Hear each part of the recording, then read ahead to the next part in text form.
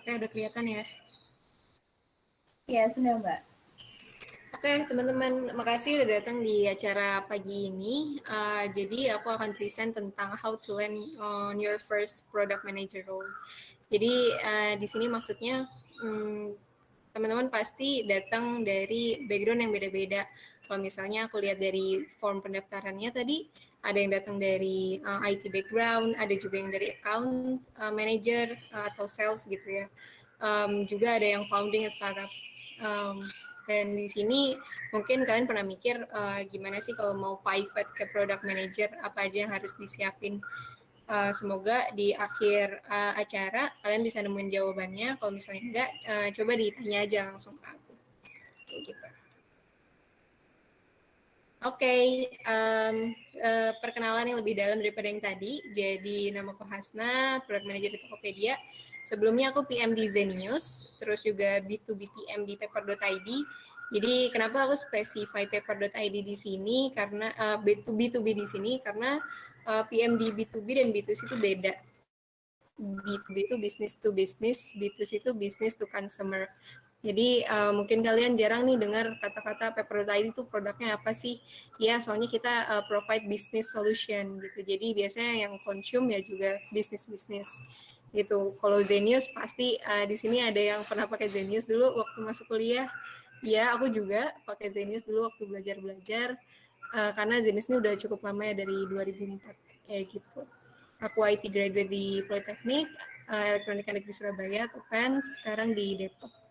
Nah, kalau misalnya dilihat dari journey-ku, sebenarnya dulu aku lulus SMK sempat kerja di Hypernet sebagai network engineer. Nah, di sana tujuanku itu lebih kayak gimana aku bisa manfaatin IT ini buat make something useful gitu, supaya aku bisa memberikan impact yang sebesar-besarnya. Nah, tapi kayaknya nih kalau di network engineer solusinya nggak seluas itu menurut aku gitu. Jadi aku coba lanjutin kuliah ke D4 IT Pens. Nah, di D4 IT Pens ini baru deh dikenalin sama beragam role di IT. Jadi nggak cuma ngoding aja, nggak cuma network engineer aja, ternyata di akhir kuliah aku baru tahu ternyata ada namanya product management juga. Dulu di PENS tuh dikit banget alumni yang masuk ke product management, mungkin beda ya kalau misalnya ada teman-teman yang dari kayak UI atau UGM atau PTN-PTN besar lainnya. Kalau di PENS dulu aku taunya cuma dari salah satu alumniku gitu, dia EPM di Bukalapak. Nah terus aku nanya-nanya ke dia EPM tuh apa sih, terus kerjaannya apa, dan ternyata cocok banget sama pribadiku gitu.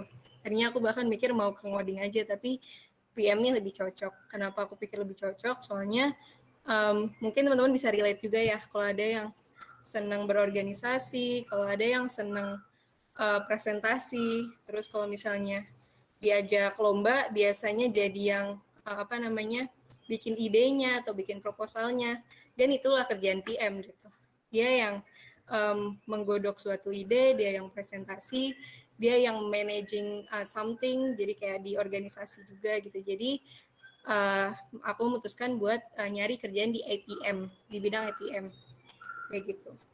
Sebenarnya dulu yang aku taruh di LinkedIn tuh lebih kayak aspiring product manager gitu. Pede banget gitu ya, soalnya udah baru aja fresh grad, tapi yakin banget bisa masuk ke product manager langsung. Ternyata nggak bisa, soalnya biasanya kalau buat jadi product manager kita harus ada certain experience, nggak harus di produk, tapi harus ada experience gitu lah.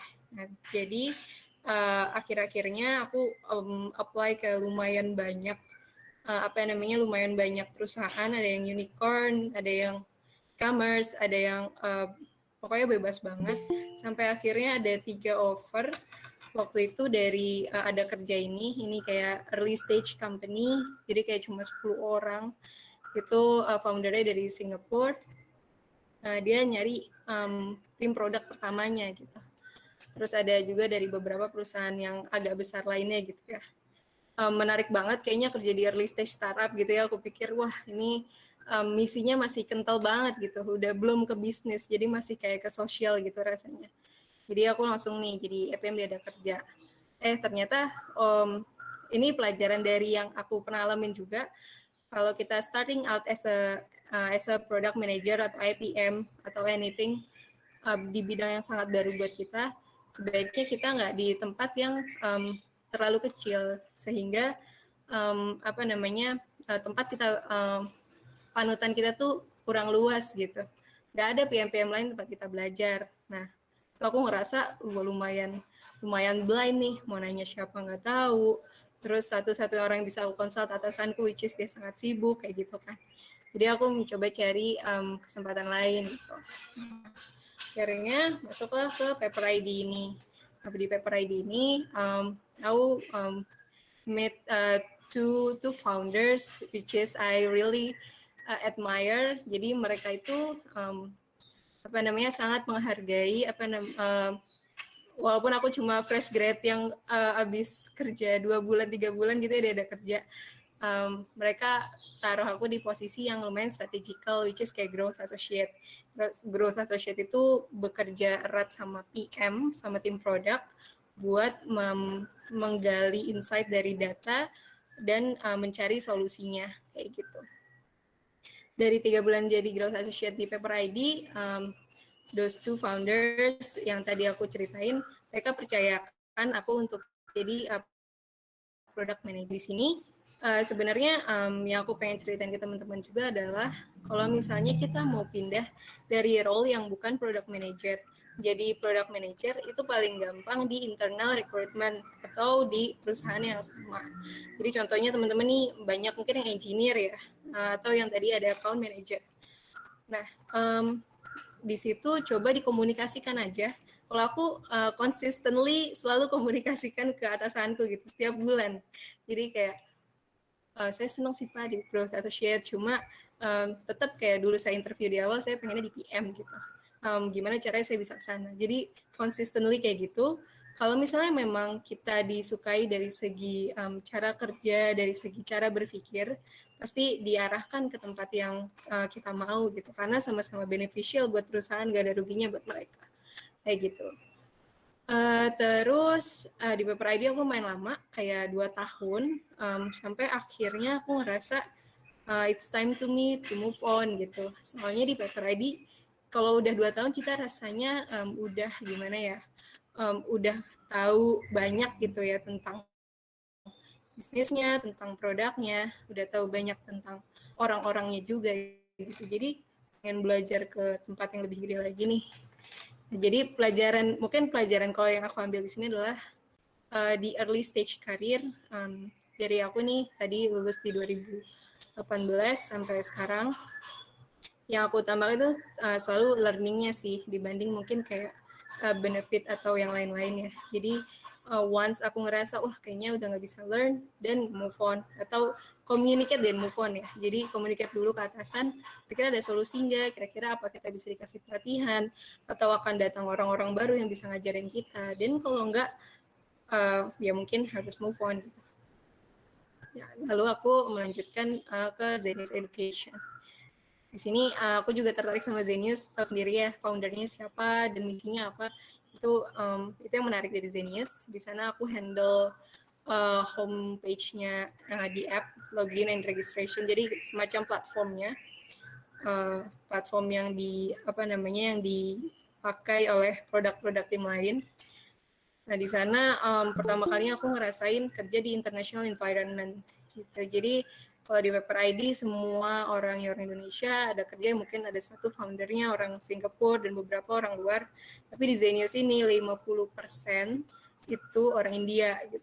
Wah ini lumayan challenging, tapi teman-teman yang di startup juga pasti pernah ngerasain ya komunikasi sama orang India atau orang lainnya gitu kan yang gak sama bahasanya dengan kita. Cara berpikir mereka juga lain, dan sebenarnya banyak yang kita bisa pelajarin, kayak misalnya etos kerja, terus juga cara berpikir ya tadi ya. Di sana aku nemuin mentor yang benar-benar keren gitu. Wah ini nih PM yang sesungguhnya gitu. Nah di sana aku belajar banyak, tapi ada suatu hal jadi aku harus pindah ke Tokopedia gitu.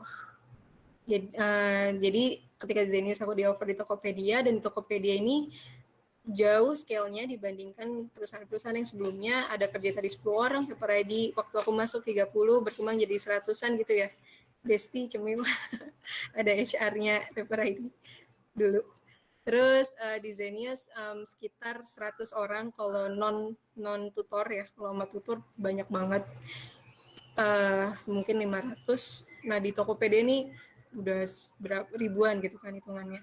Ternyata beda banget pengalamannya. Jadi yang mungkin aku bisa share nanti gimana bedanya kita kerja di startup yang sangat kecil, terus startup yang mungkin udah series A kayak Paper ID dan Zenius, terus di Tokopedia yang udah unicorn gitu, yang udah lumayan mature product development phase-nya. Kayak gitu sih. Oke, a little bit about Tokopedia. Jadi kalau misalnya teman-teman tahu Tokopedia sebagai e-commerce, sebenarnya Tokopedia itu an ekosistem gitu. Jadi nggak cuma e-commerce saja. Jadi di sana kita ada financial products, kita ada juga ada peduli lindungi nantinya di dalam. Terus ada macam-macam lah. Jadi semacam super app yang kalian bisa melakukan almost anything inside. Lalu Tokopedia itu udah ada dari tahun 2009 sampai sekarang. Jadi kalau aku masuk sana banyak banget nih kayak product manager yang udah 4 tahun, yang udah 6 tahun, terus ada engineer yang udah bertahun-tahun gitu. Dan aku lihat kayak mereka really comfortable in their place gitu kan. Mereka nggak kemana-mana dan mereka percaya sama visi dan misinya Tokopedia. Ini promosi dikit gitu ya, barangkali ada yang mau masuk. Nah, ini slide-nya yang paling baru, jadi angkanya belum update. Cuma kira-kira sekarang kita ada 6.000 nakama, 100 juta users per bulan, active users per bulannya. Dan Tokopedia lagi hiring lumayan besar-besaran sih. Jadi kalau misalnya aku boleh cerita sedikit tentang pembagian tim produk di Tokopedia, kalau yang teman-teman biasa pakai itu kan buyer side gitu ya. Tapi kalau teman-teman ada yang punya toko juga di Tokopedia, ada seller side. Biasanya kita bagi jadi 2 bagian besar itu. Nah kalau aku tadi experience di seller experience, PM di seller experience-nya, bukan di buyer experience-nya. Jadi seller experience kita lagi hiring dari level entry level banget, jadi kayak IPM, ada juga yang PM, ada juga kayak lead PM atau senior PM. Atau engineering and design, if you're interested, we are so welcome. Okay, so moving on to today's agenda. Jadi hari ini, kayak kalian udah tahu juga ada di posternya kan, kita bakal kenalan who is a product manager. Tapi kalau aku lihat, kayaknya teman-teman udah kerja di startup atau udah kerja di IT company. Mungkin aku nggak bakal lama di sini ya, karena udah tahu juga product manager itu apa. Dari jawaban tadi juga mostly udah hit the nails gitu ya, udah pas banget. Terus yang kedua, basic PM frameworks in building software. Jadi ini tentang SDLC. Terus yang ketiga, kita coba pikir balik apakah PM itu for you. Jadi tadi aku cerita nggak cuma enak-enaknya aja, tapi juga yang biasanya orang bilang nggak enak gitu ya. Terus yang keempat, PM for me. Terus gimana nih starter pack-nya, apa yang harus aku siapin. Terus yang kelima, Q&A sessions. Okay, so who is the product manager? Aku suka analogi ini, analogi tentang building a house. Jadi kalau teman-teman bayangin ketika membangun sebuah rumah, mungkin ada teman-teman yang kayak aku gitu ya, pengantin baru, pengen bangun rumah gitu. Kira-kira ada siapa aja sih orang yang berkontribusi di dalamnya? Pasti ada buyer. Aku as a buyer misalnya, aku sebagai orang yang pengen bangun rumah. Gitu. Ada nih constructor. Kemarin kalau ada yang baca Instagram story-nya Ernest, ada kisru tentang constructor, ya pasti ada constructor dalam membangun sebuah rumah gitu ya, atau kasarannya tukang dan mandornya gitu ya. Lalu ada arsitek ini sebagai yang mendesain rumahnya atau memahami needs-nya buyer. Di sini ada sales juga. Oke, constructor and arsitek, misalnya ini tentang komplek gitu ya, dia yang jualan. Nah, coba kita dalami lagi kira-kira apa aja abilities dan needs-nya mereka.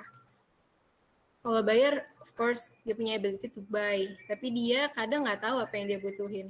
Aku cuma tahu sebagai buyer, aku pengen rumah yang nyaman, pengen rumah yang misalnya ventilasinya bagus, kan very very big picture gitu ya, nggak spesifik at all gitu. Nah di sini kalau bayar cuma bareng sama constructor. Constructor tahu cara bangunnya, tapi kadang dia nggak tahu cara ngedesain rumah yang terbaik buat bayarnya. Jadi teknikalnya nih paham banget sampai dalam, tapi ya gimana ventilasinya bagus? Oh ya udah, pokoknya jendelanya besar-besar, misalnya kayak gitu. Simpelnya. Terus ada arsitek di sini, dia punya ability in designing the best house. Dia tahu, oh kalau rumah ventilasi bagus ya di sini tempatnya, bentuknya kayak gini, kita punya opsi kayak gini, mana yang paling cocok kayak gitu ya. Dan dia tahu capacity. Capacity ini maksudnya constructor-nya ada berapa, constructor-nya bisa bangunnya yang seperti apa, dan capacity buyer. Mereka punya kemampuan beli yang kayak gimana gitu. Tapi dia biasanya nggak punya skill di buildingnya, nukangnya, dan juga jualnya gitu. Di sini ada sales juga, dia punya ability in selling the house, cara pitchingnya, cara naruh pricingnya, tapi dia nggak truly understand the needs of a buyer or building the house gitu. Yang tahu detailnya lebih ke architect and construction. And then, sorry, ini salah. Nah, coba kita bayangin gimana misalnya kalau nggak ada arsitek, apa yang terjadi? Jadi arsitek itu kan kerjanya memahami needs-nya buyer gitu. Oke, kalau nggak ada yang memahami needs-nya buyer gimana? Berarti constructor-nya bakal build yang menurut dia keren gitu, atau yang dia udah biasa bikin aja gitu. Oh ya udah, budgetnya 1 juta, ini kemarin saya bikin rumah 1 juta, kita bikin kayak gitu aja gitu. Itu kalau constructor. Kalau sales, dia bakal bikin yang semurah mungkin gitu. Bakal berantem nih. Constructor bilang, oh 1 juta dengan dengan bahan-bahan yang kayak gitu yang salesnya mau, bakalan gak bagus rumahnya, nanti bakal rubuh 2 tahun lagi, retak-retak, nanti kita yang disalahin gitu. Akhirnya mereka bertengkar dan buyer gak mendapatkan apa yang diinginkan. Itu kalau nggak ada arsitek. Nah, arsitek di sini tugasnya adalah menengahkan antara mereka semua dan memahami needs-nya buyer, capacity constructor, dan kemauan sales untuk menjual produknya. Kayak gitu. Ini very similar in building a software. Jadi kalau kita tahu di building a software, pasti ada users, engineers, product manager, and business person. Ini kayaknya ada beberapa yang kehapus, sorry banget. Jadi kalau misalnya di software management, users itu tadi orang yang punya capacity to buy, orang yang pengen sesuatu tapi kadang nggak benar-benar tahu apa yang mereka pengenin. Kayak gitu. Terus ada engineers yang mereka tahu cara buat sesuatu tapi nggak begitu paham apa needs-nya users atau needs-nya business. Jadi let's say we want to build something like WhatsApp, engineers bakal bilang, oh bisa bikin kayak WhatsApp dengan AI ini, dengan ML, machine learning ini gitu ya, dengan stack ini. Tapi kalau ditanya balik, emang itu yang user butuhin, belum tentu engineers tahu. Biasanya kayak gitu, karena emang expertise-nya di sebelah sana. Terus di sini bisnis, mereka tahu apa yang bakal laku gitu ya, apa yang bakal menghasilkan banyak. Tapi kalau ditanya lagi apakah dia tahu capacity engineer, jadi dia nggak tahu kayak gitu. Nah sama di sini product manager adalah orang yang menengahkan antara needs dari mereka semua. Jadi dia tahu user, dia tahu capacity engineer, dan dia berusaha untuk align dengan tujuan bisnis dari produk tersebut. Oke, jadi kalau kita masuk ke product manager job, jadi apa sih kerjaannya sebenarnya gitu ya. Product manager job adalah kayaknya mati lampu, masih kedengeran ya? Halo?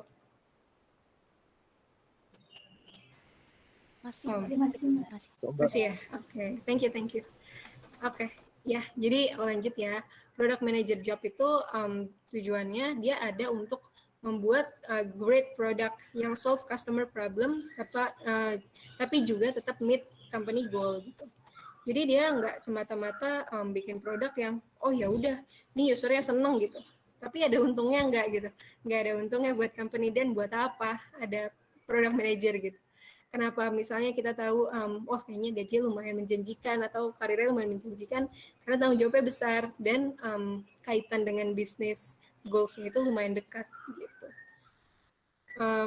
Bisa nggak product manager bikin yang mid company goal aja, misalnya yang diminta CEO aja atau yang diminta sama tim bisnis, ya bisa-bisa aja. Tapi nanti pas di launch bisa jadi nggak solve customer problem. So dia harus bisa menyambungkan antara problem, business goals, dan teknologi atau kapasitas yang ada.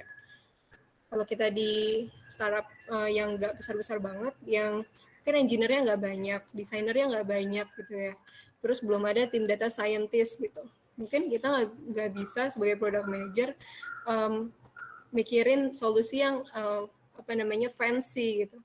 Misalnya fancy, oh ini butuh development 10 engineer yang in reality kita cuma punya 3 gitu dan cuma punya 1 bulan misalnya. Kita butuh 10 engineer dan 3 bulan gitu kan, berarti tidak memahami available technology gitu.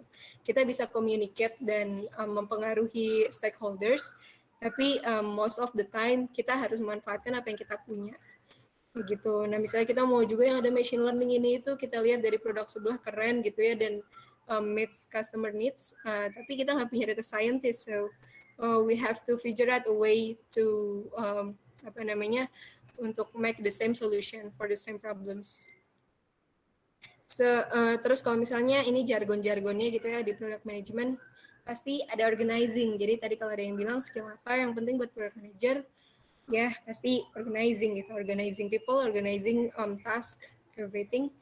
Yang paling penting prioritization gitu ya. Jadi misalnya kita bakalan punya banyak banget ide, kita sendiri punya ide, engineer punya ide, tim bisnis punya ide, CEO punya ide, tim desain punya ide, semua punya ide gitu kan.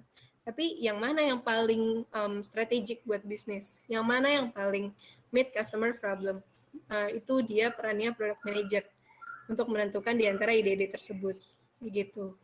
Coordinating, of course, kayak 80% kehidupan product manager adalah coordinating, meeting, chatting, writing docs gitu ya, supaya koordinasinya mulus, visioning, scoping, research, ini penting juga. Jadi buat tahu apakah solusi kita meets the needs, pasti kita harus melakukan research, testing idenya dan juga testing produknya. Jadi kadang-kadang jadi QA juga pasti, dan writing tadi aku bilang. Oke, ini aja sih intermezzo. So what's PM actually do everything. Sometimes kita kayak psychologist, mahamin user gitu ya. Wah ini behaviornya gini-gini gitu. Jadi harus ada skill sedikit di sini, detektif, nyari bug, scientist, kita melakukan eksperimen, terus kita research gitu ya, dan banyak lagi lainnya. Ini analogi-analogi lain yang bisa dipakai juga. Nah, oke, kita lanjut ke yang kedua atau gimana ya sih Pak? Iya Mbak, boleh untuk lanjut dulu ke yang poin kedua, nanti kita sampai jam ini ya, mungkin atau sampai pembahasan ke poin 3, nanti baru kita ada Q&A di sela-sela itu Mbak. Oke, sip. Oke, aku lanjut ke yang kedua ya. Sini basic PM frameworks, ini singkat aja. Jadi basic PM frameworks yang paling simple, banyak banget framework di product management. Kalau aku suka ambil ini karena ini paling simple banget dan every product manager pasti menerapkan ini. Ini dari Lean Startup, ada bukunya Lean Startup. Dia punya framework namanya Build, Measure, Learn, atau Learn, Build, Measure, atau ya ini bisa diputer-puter gitu kan. Jadi maksudnya apa? Pertama, kalau misalnya produknya 0, nggak ada sama sekali, kita harus berangkat dari learn. Jadi kita understanding users dulu. Usersnya butuhnya apa, problemnya apa yang cocok sama visi company kita gitu ya. Nah dari learn ini, research tersebut, customer research, kita bakal muncul dengan ideas apa yang bisa solve masalah customer tadi gitu. Ideasnya ada banyak, problemsnya ada banyak juga dari users. Nah di build ini kita bakal prioritizing mana problem yang paling benar gitu. Maksudnya problem paling benar tuh gimana? problem yang paling benar adalah problem yang sebenarnya kita bisa solve, align sama company goals, lalu create a great hypothesis. Jadi kenapa ada grade-nya di sini? Karena nggak semua hypothesis itu great. Hypothesis itu contohnya, user butuh, kita biasa ambil contoh kayak ini, zaman dulu tuh mobil ya, biasanya ada orang butuh untuk sampai ke tujuannya dengan cepat gitu, tapi nggak ada yang pernah bikin mobil atau motor ya dulu, jadi cuma ada kuda. Oh ya udah, kita cari kuda yang tercepat gitu kan. Hipotesanya adalah, dengan mencari kuda yang tercepat maka akan sampai di tujuan dengan cepat gitu. Tapi itu membatasi idenya sebenarnya. Hipotesa yang benar mungkin adalah kita cari solusi bagaimana membuat suatu mesin atau sesuatu yang bisa mengantarkan user agar bisa sampai ke tujuannya dengan cepat gitu. Sehingga nanti solusinya bisa banyak banget dan ketemu ke ujung-ujungnya motor atau mobil. Itu baru di build ini juga, kalau kita udah tahu apa yang kita mau prioritize dari hipotesisnya, kita detailing out solusinya. Oke, kita mau bikin yang kayak mobil gitu. Kita consult ke engineer yang biasa bikin mobil, dan lain-lain. Nah, lalu baru di build ini dilakukan juga koordinasi dengan tim desainer, engineer, dan lain-lain, sehingga kita udah bisa launch nih di build ini sekalian juga. Nah, kalau udah launch, ini yang biasanya ke-skip juga. Sebenarnya kalau product manager udah sibuk banget, tapi ini very important. Setelah kita launch suatu produk, kerjanya belum selesai. Kita harus measure lagi. Kira-kira tadi yang kita launch udah solve problem yang kita define di awal atau enggak? Atau sebenarnya ada problem-problem lain atau ada opportunity lain yang kita solve juga dari user. Using data, kayak gitu. Terus balik lagi ke learn, terus iterasi, terus build improvement-nya, dan begitu terus-menerus. Kayak ini teman-teman mungkin udah tahu juga, jadi biasanya dalam build ini nih, tadi dari suatu problem atau hypothesis menjadi code dan jadi launch produknya, ada namanya Software Development Life Cycle atau SDLC. Jadi SDLC yang paling terkenal, paling sering dipakai biasanya ada dua, Scrum dan Waterfall. Nah, kalau Waterfall ini biasanya dipakai di enterprise company. Kenapa? Karena dia sangat iteratif gitu. Jadi kalau habis requirement harus ke design, harus ke develop, harus ke testing gitu. Let's say di testing ini dia baru sadar, ternyata ada fitur yang kurang nih. Harus balik lagi ke awal dan balik lagi ke design, develop, testing dengan masing-masing waktu yang lumayan lama gitu. Karena buat balik ini cost-nya lumayan besar. Jadi buat improve di tengah-tengah itu sangat sedikit kemungkinannya. Singkatnya kayak gitu ya tentang waterfall. Tapi kalau misalnya di Scrum di sini kita idenya adalah membuat solusi sekecil mungkin gitu, dipotong-potong sekecil mungkin. Kalau yang ini dari requirement-nya aja udah full phase, jadi dari mobilnya 0 sampai mobilnya jadi, contohnya kayak gitu. Mungkin kalau di Scrum kita bayangannya coba bikin sepeda dulu gitu. Oke, sepeda jadi kita tes. Oke, terus sepeda solve nggak solve. Oke, coba bikin motor gitu kan. Coba baru bikin mobil, contohnya kayak gitu. Nah ini biasanya Scrum dipakai di startup karena kita butuh iterasi yang lebih cepat buat dengerin user. Bayangin aja misalnya aplikasi di Play Store yang teman-teman bisa pakai, let's say WhatsApp, dia pakai waterfall. Ketika ada bug mungkin nggak bisa nggak bisa di fix secepat itu, harus masuk ke requirement lagi, harus masuk ke desain lagi dan lain-lain. Tapi kalau pakai Scrum, ketika ada bug atau ketika ada needs tertentu dari user yang very critical gitu ya, itu bisa di fix langsung dan juga dengan waktu yang lumayan cepat kayak 1-4 week sprint kayak gitu. Jadi teman-teman pasti udah mengikuti proses ini nih karena aku lihat mostly kerjanya di IT company. Jadi di sini biasanya product manager itu gabungan antara product owner dan Scrum Master. Jadi dia juga nge-prioritize backlog, dan dia juga make sure tasnya itu selesai sampai di akhir. Tapi kalau misalnya di company yang udah lumayan gede, kayak misalnya kayak Tokopedia, kayak gitu, Scrum Master-nya biasanya ditemenin gitu ya sama tech lead. Jadi tech lead-nya sebagai Scrum Master. Kayak gitu sih. Oke, I think udah buat yang 1 sama 2 gitu ya. Mungkin bisa masuk ke pertanyaan ya, Ziva. Oke, bisa Mbak. Oke. Nanti pertanyaan kita ambil 3 pertanyaan ya Mbak. Jadi ada 1 dari Slido, ada 1 penanya langsung dan juga ada 1 pertanyaan yang kita ambil dari form registrasi. Jadi di form registrasi itu kan ada juga kita cantumin pertanyaan apa sih yang mau ditanyain gitu. Oke. Mungkin yang pertama kita pilih dari pertanyaan dari Slido dulu ya Mbak ya. Oke. Oke, ini nanyanya lebih ke tips dan trik gitu sih Mbak. Jadi boleh diceritakan nggak Kak, gimana sih proses kerja PM di Tokped, mulai dari research, gather requirement, analisis, kemudian prioritas, sampai benar-benar masuk ke dev. Oh iya, jadi lebih ke Tokpednya sih Mbak, kalau ini dari Kak Aminah. Oh, jadi proses product management life cycle di Tokped gitu kali ya? Iya. Ya, kalau di Tokped, karena company lumayan besar, terus ada banyak resource yang terlibat, kita biasanya ada yang namanya yearly planning, jadi 1 tahun, tapi itu nggak sedetail itu, sehingga bakal adapt sama kebutuhan di tengah-tengah gitu ya. Terus ada quarterly planning juga, jadi setiap 3 bulan ada planning tentang apa aja nih yang harus dikerjain dari tim produknya, di line sama apakah tim tech-nya sanggup gitu ya, ibaratnya sanggup atau enggak, atau ada tech debt juga nih yang mau diakomodir. Nah biasanya 3 bulan planning ini yang lebih fix dan kalau bisa nggak berubah-ubah gitu.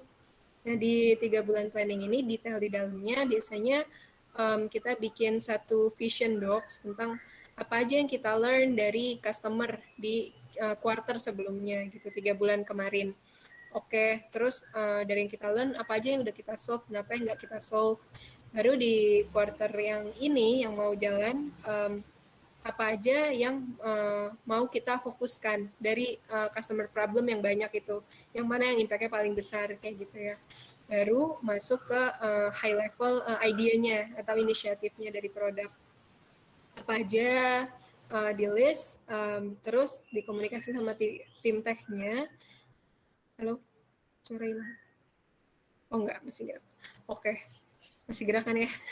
Iya. Iya. Oke, nah terus dikomunikasin sama tim tech-nya, sama tim desainnya, tim yang terlibat dalam pembuatan produknya ya. Biasanya kan desain, technical, data, dan lain-lain.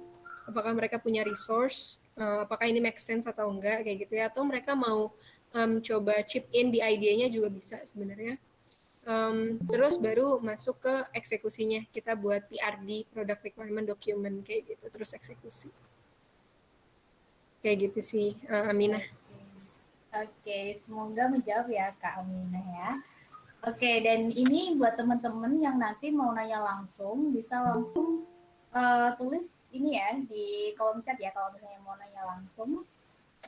Sambil kita tunggu siapa yang mau nanya langsung, kita coba bacain pertanyaan dari registrasi form registrasi ya. Oke, Kak Afan habis ini ya pertanyaannya Kak ya. Kita jawab 1 pertanyaan dulu dari form registrasi. Ini ada yang nanya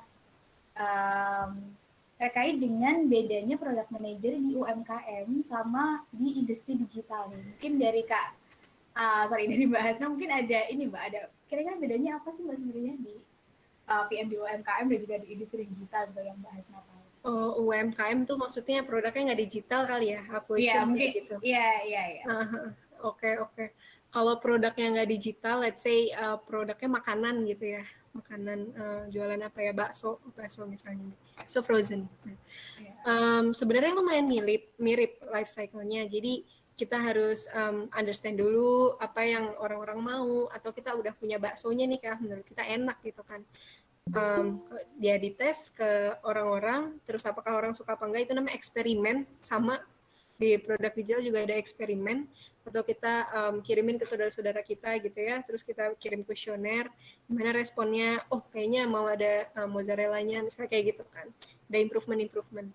Nah, terus kita rencanain deh, oke, versi bakso pertama yang paling banyak orang suka ini, bakso kedua ini, bakso ketiga ini, dan terus menerus gitu. Cuma bedanya adalah mungkin kalau di apa tadi istilahnya bukan produk digital, cost-nya lebih besar. Cost-nya lebih besar karena harus ada stok gitu. Buat kita tes ada stok, buat kita jualan ada stok. Kalau stok yang nggak laku, dan ya basi gitu kan. Jadi cost dalam apa namanya iterasinya itu lebih besar, sehingga harus lebih mantap di awal, harus udah tahu banget pokoknya bakso mozzarella titik 3 bulan ke depan gitu kan, harus laku segini gitu. Tapi kalau di digital karena um, memang costnya lumayan besar juga di engineering effort gitu ya, cuma nggak ada stok yang basi. Jadi ketika di tengah-tengah perlu berubah solusi, kita bakal bisa lebih cepat adapt gitu sih. Jadi mungkin lebih apa namanya ngaruh di faktor waktunya kayak gitu. Itu yang aku tahu.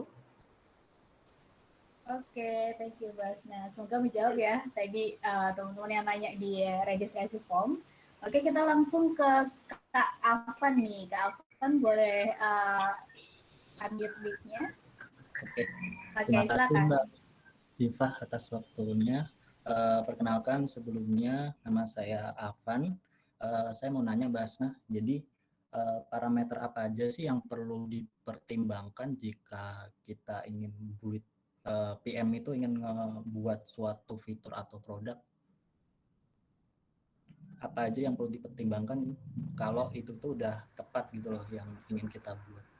Oh, oke. Jadi kayak success matrix-nya gitu ya. Ya, Ini produknya tuh udah sukses apa belum gitu kan. Oke. Kalau di product management mungkin ada banyak nih framework buat ngukur success matrix. Biasanya kita sebut itu. Cuma yang paling umum dipakai, kita pakai framework Pirate framework namanya, atau Pirate itu apa, pembajak laut. Nah, dia punya 5 huruf A, gitu. R jadi panjangnya. Nah, jadi E-nya itu awareness. Pertama, gimana, apakah usernya aware tentang produknya, itu pertama. Oh, oke, udah aware, masuk ke step selanjutnya, acquisition gitu. Acquisition, oke, mereka udah aware dari branding produknya, mereka masuk nggak ke produknya, mereka daftar atau enggak, itu matrix yang kedua, sukses yang kedua. Acquisition sukses, baru kita masuk ke yang ketiga, activation. Wah, mereka udah masuk ke produknya, udah daftar. Let's say produknya itu WhatsApp gitu ya, WhatsApp paling gampang. Activation-nya, apa definisi activation di WhatsApp? Orang kirim message dan dibales, misalnya kayak gitu. Dia udah daftar, nah dia kirim message nggak? Kalau misalnya enggak, berarti nggak aktif. Kalau misalnya iya dan dibales, berarti aktif. Activation achieve, dan kita masuk ke yang keempat, retention namanya. Retention ini adalah mereka udah aktif sekali, bulan depan mereka aktif lagi nggak? Apa mereka habis kirim sekali terus cabut gitu? Ada yang mengecewakan misalnya. Oh, mereka balik lagi nih bulan depan, berarti mereka retain. Retention ini juga bisa kita define beda-beda. Ada yang per bulan, ada yang per minggu, tergantung produknya ya. Kira-kira bagusnya kebiasaan usernya seperti apa daily, weekly, atau monthly.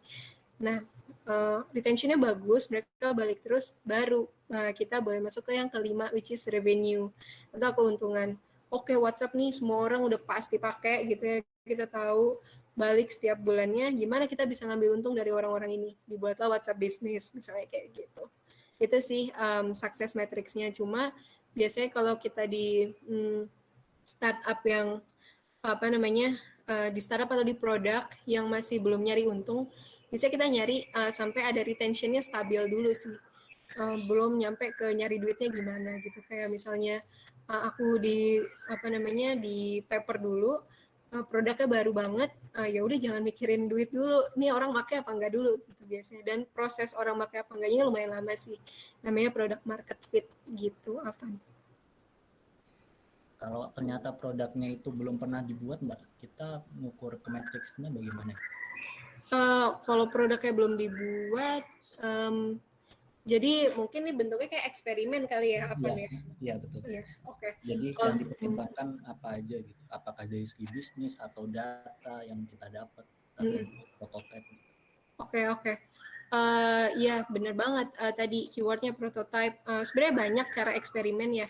Ini biasanya masuk ke babnya namanya growth product manager gitu. Di sana ada banyak cara eksperimen. Ada yang orang cuma bikin kuesioner aja bisa tahu produknya bakal dipakai apa enggak. Di sana ada yang namanya NPS atau Net Promoting Score. Jadi kita tanya dalam kuesioner itu 1 sampai 10 seberapa Anda puas atau Anda ingin mempromosikan produk ini. Kalau NPS-nya meet certain threshold, which is aku agak lupa threshold-nya berapa tuh, ada di internet, berarti produknya udah bisa kita buat dalam skala yang lebih besar lagi, kayak gitu. Kalau misalnya NPS-nya masih mengecewakan, berarti kita harus iterasi lagi based on feedback. Itu kalau misalnya pakai form gitu ya, form feedback. Tapi sebelum masuk ke form feedback, kita harus find a way gimana caranya user bisa nyoba gitu kan. Ada yang pakai glide.io, jadi bikin software tanpa ngoding gitu ya, kayak cuma drag and drop. Ada yang cuma pakai Figma, jadi pakai desain yang dipresentasiin. Coba kamu nyobain sendiri gitu. Terus rasain kayak gini, meets your needs nggak gitu. Meets your problem yang di awal tuh kejawab apa enggak. Kayak gitu sih. Jadi banyak caranya. Mostly in the end pasti ada form feedback dan interview gitu sih ya, Hasbi. Biasanya kita pakai NPS buat mengukur udah oke apa belum gitu. Oke Mbak, terima kasih sudah menjawab. Ya, sama-sama. Oke, terima kasih juga Kak Alvan atas pertanyaannya dan juga teman-teman yang mau bertanya ya. Nanti bisa di next Q&A ya. Jadi ini kita lanjutin dulu materinya sampai selesai, baru nanti kita ada Q&A lagi. Oke, silakan Mbak Asna untuk lanjut materinya, Mbak. Oke.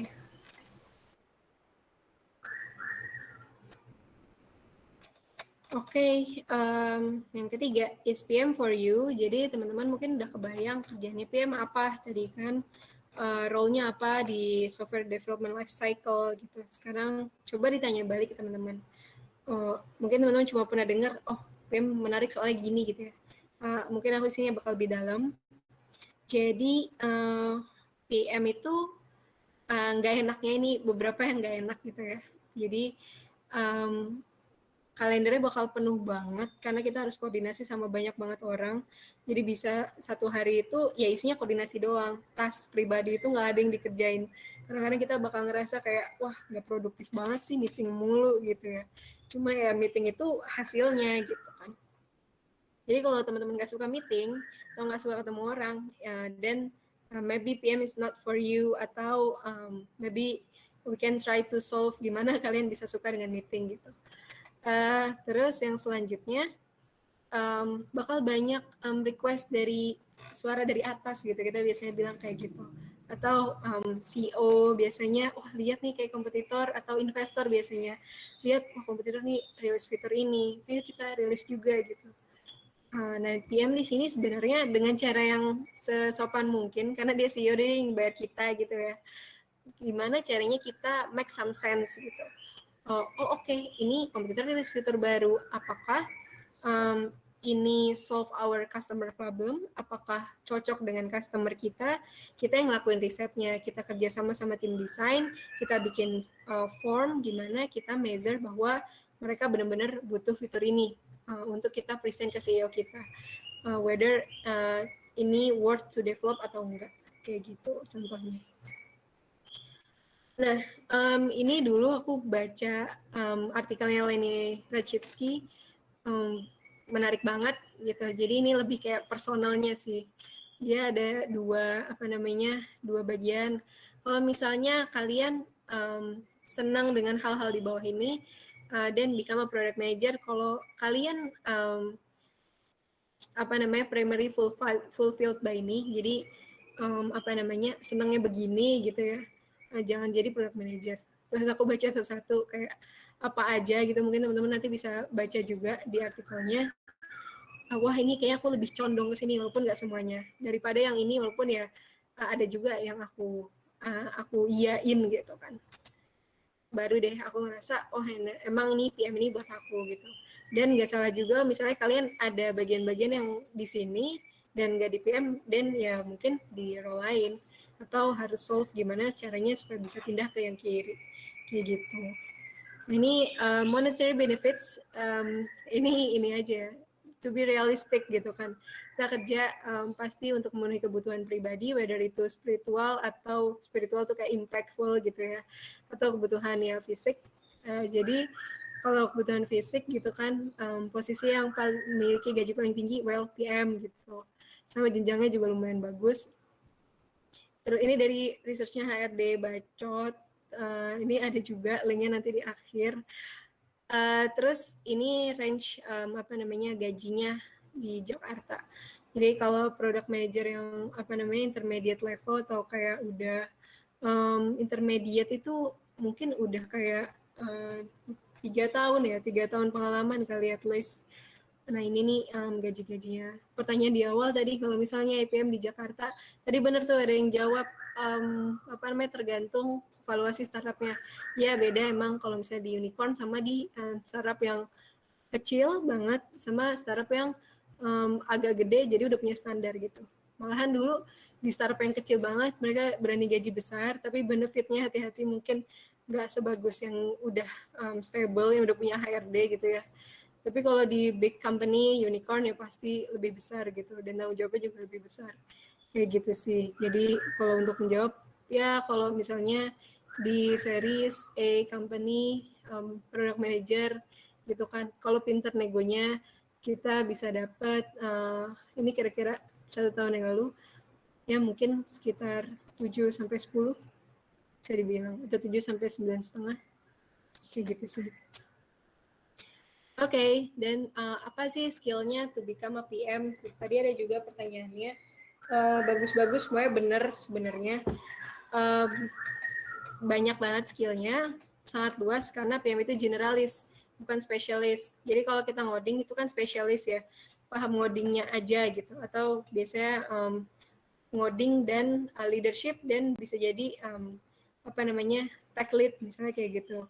Tapi kalau misalnya di PM banyak kita harus ngerti tentang ekonomi juga, marketing karena kita ngomong sama tim marketing, ekonomi karena kita harus measure keuntungannya kayak gimana dari produk yang kita bikin dan lain-lain. Tapi mungkin cukup jalan di salah satunya aja gitu. Nah kalau ini matrix yang dulu kalau misalnya aku hiring aku measure gitu ya. Kalau orang-orangnya udah bagus di banyak meet certain threshold di sini, dan berarti bisa masuk. Itu sama aja sih, whether itu small startup atau big startup, mereka penekanannya bakal di poin-poin ini. Mungkin kalau big startup bakal ada penekanan lebih di communication yang written gitu, karena dari segi komunikasinya bakal banyak dokumen yang dibuat dan orangnya harus bagus banget dalam menulis dokumen kayak gitu. Okay. Jadi aku cepet aja, waktunya tinggal dikit. Jadi selanjutnya karir atau path major to be a PM. Tadi pertanyaan juga tuh, kira-kira apa gitu kan. Banyak yang jawab IT, yes, memang ada keuntungan kalau misalnya kita datang dari IT background, kita dari major IT atau kita tadinya designer UX atau kita tadinya ngoding, ada keuntungannya.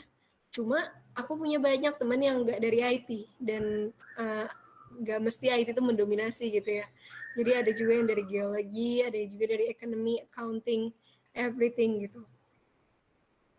Jadi semuanya bisa asalkan tadi punya framework cara berpikir yang bagus. Dari slide ini sebenarnya ditekankan lebih ke thinking process. Ada orang yang ketika jadi PM dia pengen develop apa yang dia mau. Ada yang benar-benar bisa empathize ke users dan itu adalah the best PM gitu. Dia nggak cuma mikir apa yang dia mau, tapi apa yang usernya mau dan selalu balik ke sana. Nah, makanya di sini banyak didominate dengan orang bisnis karena mereka banyak memahami framework gitu ya buat ke user dan juga untuk pricing dan launching a product kayak gitu. Tapi almost everything can, so ya. Nah ini visinya gitu ya. Jadi PM itu nggak cuma karirnya di bidang product management aja, banyak banget yang pivot ke CEO karena ya banyak yang bilang juga mini CEO, banyak juga pertentangan tentang itu. Tapi kerjaannya memang mirip gitu ya. Jadi kayak coordinating, terus juga developing a solution, understanding users. Mereka mungkin pengen bikin produk sendiri, udah tahu caranya dapetin uang dari produk gitu. Lalu pivot ke produk sampai CEO-nya Google pun, YouTube pun dari product manager tadinya. Oke, mungkin ini yang tunggu-tunggu. Gimana caranya bisa masuk ke PM? Tadi kalian udah evaluate, oh aku cocok atau nggak cocok buat ke PM, tapi aku cocok nih, gitu kan. Ini pertanyaan, are you enjoying? Yes, I enjoy. Then next step-nya building key skills-nya gitu. Key skills-nya detailnya ada yang nanti artikelnya aku kasih sama yang di slide tadi, mirip-mirip cuma lebih detail. Terus yang pasti LinkedIn-nya juga harus di polish. Jadi dulu kalau aku baru masuk ke product management dari fresh grade, aku spend kayak 1 hari, 2 hari gitu ya. Udah LinkedIn aja gitu. Sama resume. Resume ini juga ada contohnya. Nanti bisa juga di di profilku juga ada resumeku gitu ya, buat masuk ke PM. Ada bukunya juga, nanti aku refer. Ya, ini perlu banget, agak lama di sini. Bahkan dulu aku dari paper buat pindah ke Zenius atau ke yang lainnya gitu ya, aku berhenti kerja dulu gitu. Itu purposely. Emang agak nekat, tapi aku rasa aku butuh waktu kosong buat benar-benar preparation gitu. Jadi ada kayak 1 bulan gitulah, preparation everything. Mulai dari resume, LinkedIn, sampai practicing interview, baca buku, baca case study, kayak gitu sih. Terus ini juga practicing interviewnya PM itu mirip kayak consulting, mirip kayak ya consulting atau di bidang market sizing kayak gitu-gitu ya. Ada juga yang spesifik ke case study-nya PM, nanti ada linknya juga aku bisa kasih. Nah ini penting juga figure out entry points gitu. Jadi cobain satu-satu dulu. Kalian udah kerja, oke, di startup company, senang sama company-nya, tanyain dulu di internal. Lowongan PM nggak? Ke atasan dulu ya, paling enak. Kita cerita bahwa kita tertarik di sebelah sana. Terus kita curhat ke PM yang udah ada, gimana aja enaknya, nggak enaknya, skill apa yang kurang dari kita, kayak gitu-gitu ya. Atau misalnya internal recruitment nggak ada, coba entry level yang lain jadi APM atau jadi product analyst, itu juga entry level buat jadi PM di beberapa tempat. Atau business analyst juga gitu. Nah ini bisa apply di tempat lain juga, tapi kalau pivot atau ya pivot aku saranin internal sih. Kalau misalnya fresh grade tadi APM, PA itu lebih oke. Atau juga dari fresh grade bisa ke intern dulu gitu, karena sekarang kayak banyak banget ya intern di product management, enak banget. Bisa ngerasain, dan biasanya dari intern itu banyak yang diangkat jadi associate product manager beneran, kayak gitu sih. Baru selanjutnya ada yang kita bilang portofolio PM gitu ya. Kalau di aku sih sebenarnya portofolionya semacam kayak software-software apa aja yang aku bikin di hackathons atau competitions dulu waktu baru fresh grad. Terus ada side project, jadi kayak project-project sampingan gitu ya. Ya ada orang order software misalnya kayak gitu. Atau kalau misalnya teman-teman ada experience building business, whether itu digital atau enggak, itu counts gitu. Jadi biasanya orang yang jadi PM itu punya entrepreneurial mindset ketika ditulis bahwa oh building business gitu, atau building communities gitu ya. Ini udah cocok gitulah sebagai kerjaan dia di PM nantinya. Gitu.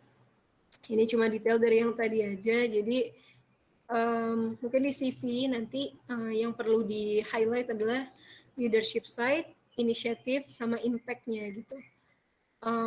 Berapa persen yang kalian improve ketika di kerjaan kalian yang sebelumnya. Terus apa inisiatif yang kalian lakukan, apakah kalian ikut community, leadership, apa kalian memimpin suatu organisasi, misalnya kayak gitu. Itu yang perlu ditunjolin. Terus ada passion for tech atau technical skills. Tadi ada yang bilang coding gitu. Memang kalau misalnya punya skill coding, bagus, tapi nggak harus. Jadi kalau misalnya udah bisa di-highlight, kalian sering ikut hackathons, oh berarti ini ada passion for tech gitu kan. Ikut community di tech, wah ada passion for tech gitu. Apapun yang bisa menunjukkan di sebelah sana bisa di-highlight sih. Nah, lalu cover letters itu penting. Biasanya orang ke-skip sih, cuma CV, resume-nya aja yang bagus, tapi cover letternya wah buru-buru asal-asalan gitu ya. Tapi ini penting banget menurut aku. Jadi ini bisa short pitch, ini kayak interview tapi skala lebih kecil gitu kali ya. Kamu tuh siapa, satu paragraf, terus paragraf kedua, kenapa kamu excited sama company, sama role-nya. Jadi saya pengen jadi product manager, dulu aku di Zenius gitu ya. Saya aku percaya sama visi Zenius, terus aku juga pakai Zenius dari dulu. Aku pengen jadi part of the change misalnya kayak gitu kan. Terus aku lihat atasannya atau orang-orang yang aku bakal kerja keren-keren nih gitu kan. Bilang kalau kamu mau belajar dari orang-orang itu misalnya kayak gitu, it's okay. Terus yang terakhir, kenapa kamu bisa contribute gitu kan. Oh aku dulu di Zenius aku cerita, aku di Paper ID 2 tahun kayak gini-gini, impactku gini, aku bisa kasih yang sama ke Zenius misalnya kayak gitu. Interview prep tadi, product case atau market sizing. Nah, ini sih yang aku bilang tadi, ini banyak banget link-link yang useful buat kalian kalau misalnya mau masuk ke product management nantinya. Khususnya kalau aku bisa bilang, kalau kalian udah kerja nih, udah punya uang, atau ya yang belum kerja dan punya uang juga, invest buat beli yang nomor 3 ini. Ini bagus banget. Dulu aku acuannya ini aja. Aku bahkan berharap kalau misalnya tahu dari fresh grade dulu, bakalan lebih bagus lagi nih. Aku tahunya dulu pas udah dari paper sih, jadi kayak udah 2 tahun pengalaman. Di sini ada CV, interview, pengalaman orang-orang di Silicon Valley gitu ya. Nggak jauh-jauh dari yang di Indonesia, interviewnya juga nggak jauh-jauh, resume yang bagus, segala macam lumayan lengkap. Di line ini yang tadi yang ada apa kamu cocok atau nggak di product management, dan ada skill-skill gitu ya, skill-skill buat masuk ke product management juga. Ini cost free, dibaca aja gitu. Terus ini salary survey tadi aku ini. Nah ini juga penting nih kalau kalian udah masuk ke tahap interview, nonton YouTube-nya Exponent namanya, itu free, bagus banget framework yang diajarin di dalam. Aku re-apply aja dari sana setiap interview, dari Zenius, dari Tokopedia, aku re-apply framework yang sama dan ya cocok gitu. Terus ini kalau aku bisa highlight yang nomor 2 nih, portfolio case studies. Jadi PM School di LinkedIn, dia itu selalu ada weekly challenge case study. Terus nanti ada pemenangnya gitu, kalian bisa ikutan juga buat punya portfolio gitu ya. Tapi yang paling penting bisa belajar dari yang udah menang-menang kemarin-kemarinnya. Itu dia share juga tuh apa aja presentasinya kayak gimana. Itu bagus banget sih, banyak yang bisa ditiru gitu ya.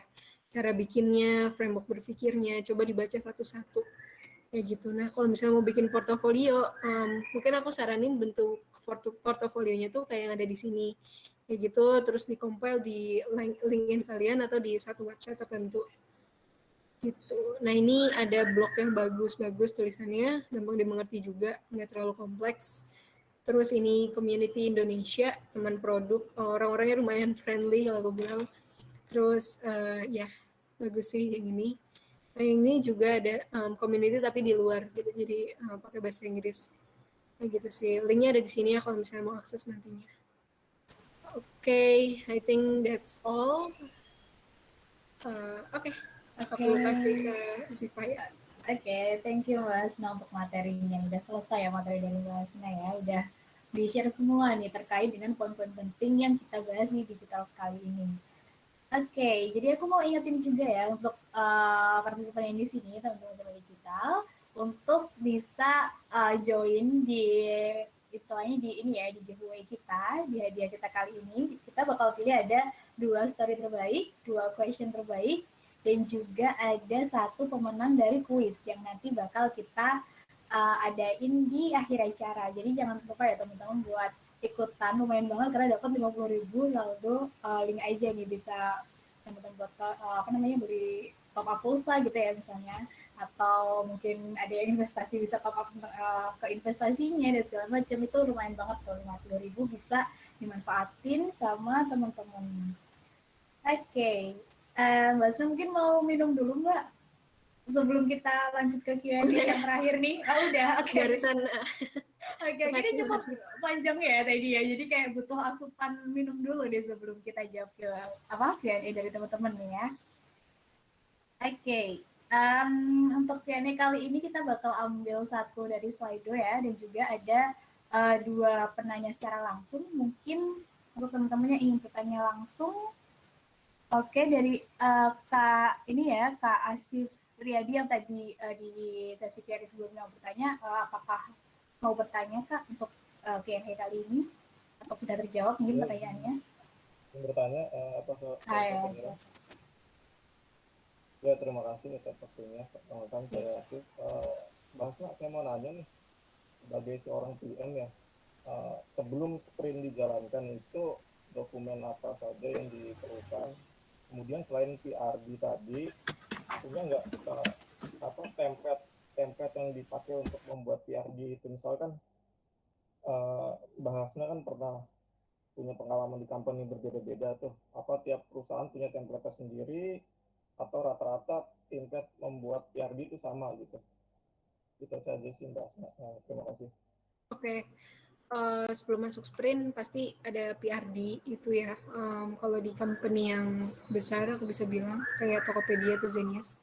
Tapi company yang kecil nggak sempat kita bikin PRD saking banyaknya inisiatif dan saking sedikitnya tim produk. Jadi biasanya requirements-nya kita taruh di tiketnya aja gitu kan. Jadi kalau masuk sprint ada Jira atau ada Trello atau ya mirip-mirip kayak gitu. Kita taruh di situ sih biasanya requirements-nya. Tapi kalau di company yang gede banget kayak Tokopedia gitu, kita punya selain PRD namanya BRD pakai B. Jadi BRD ini Business Requirements Document, lebih ke apa problem user, apa solusinya secara big picture, PRD lebih ke detail eksekusinya gitu sih. Kalau punya contohnya realnya nggak? Misalkan kalau skripsi kan ada contohnya tuh. Misalkan PRD isinya apa aja gitu, BRD isinya apa aja gitu, biar lebih jelas gitu penangkapannya gitu kan. Oke. Sebenarnya PRD tuh banyak banget template-nya. Mungkin kamu tahu juga kalau nyari di Google banyak. Cuma yang paling penting sih biasanya ada background, success matrix, terus ke detail eksekusinya gitu. Background, success matrix, solution, baru ke detail solusinya itu yang paling penting di PRD. Detail-detail lainnya sih sebenarnya minor, nggak begitu penting gitu ya waktu kita nilai suatu biar itu bagus apa enggak. Kalau dari technical mereka bakal request spesifik mungkin kayak gitu sih Asif. Kalau di internet aku belum pernah nemu yang ini sih sebenarnya. Jujur aja dari semua yang aku visit every PRD belum ada yang pas banget. Pasti ada part yang aku remove karena ya nggak penting-penting banget. Part yang aku tambahin karena ini penting di company aku gitu.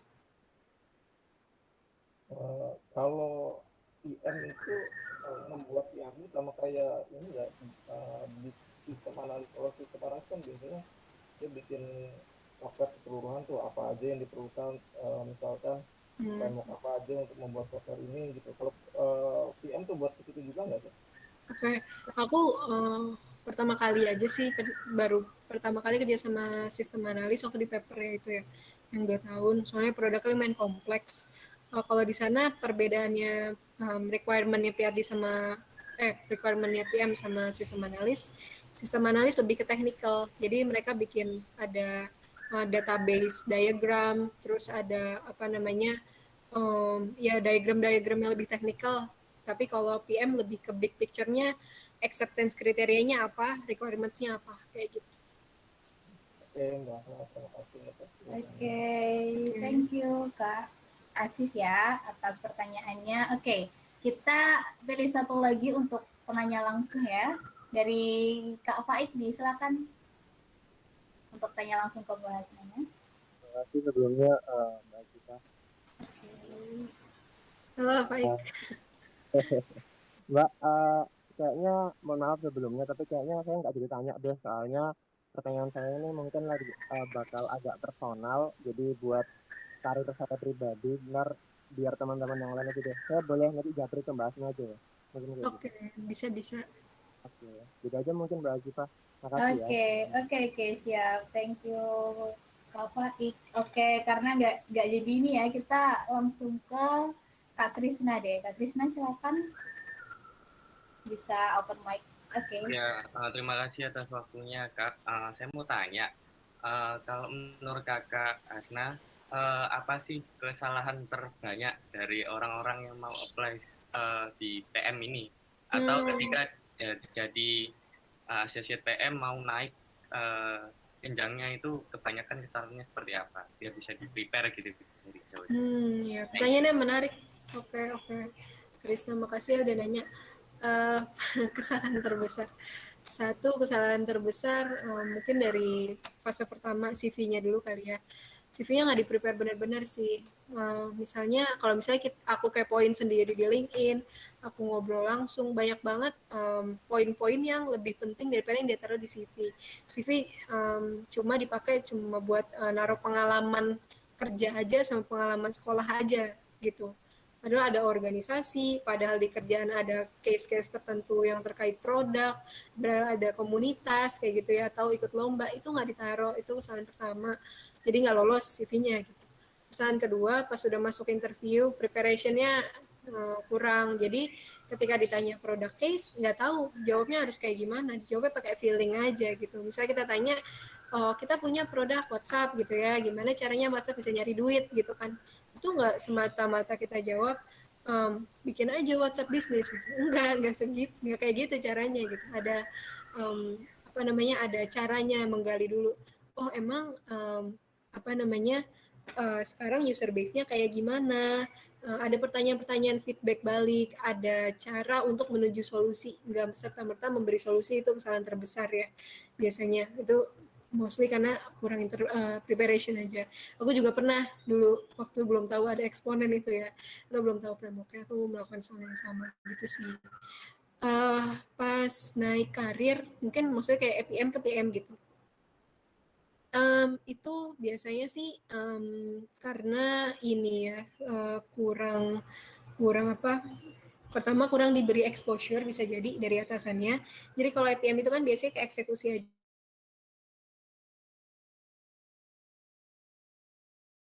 atau minta juga exposure ke atasannya untuk diberi kerjaan-kerjaan di bidang itu, strategical dan lain-lain, sehingga dia juga nggak belajar.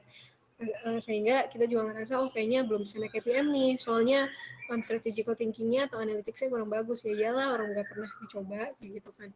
Yang kedua, kurang belajar juga. Banyak orang yang mau naik jadi PM tapi nggak keinginan belajarnya kurang gitu. Jadi kalau keinginan belajarnya kuat, dia bakal sharing recurring gitu kan sama atasannya, sama tim data, sama yang lain-lain. Terus juga dari presentasi dia coba memahami kira-kira apa sih maksudnya kayak gini, apa sih yang harus dilakuin, terus ngasih inisiatif kayak gitu ya. Itu sih yang biasanya kesalahan-kesalahan yang kurang dilakuin, mostly karena kurang belajar aja menurut aku dan preparation. Krisna.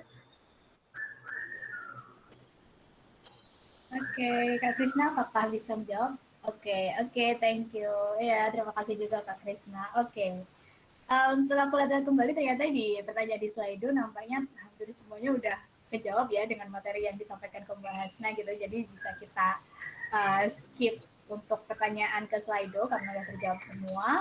Dan juga untuk sesi Q&A kayaknya kita bisa cukupkan sampai di sini ya. Mungkin untuk teman-teman yang masih punya pertanyaan dan lain sebagainya bisa mungkin nanti menghubungi Mbak Hasna yang bertanya gitu, atau bisa juga nanti join ke event kita yang selanjutnya nih untuk tahu lebih lanjut mengenai product management itu seperti apa.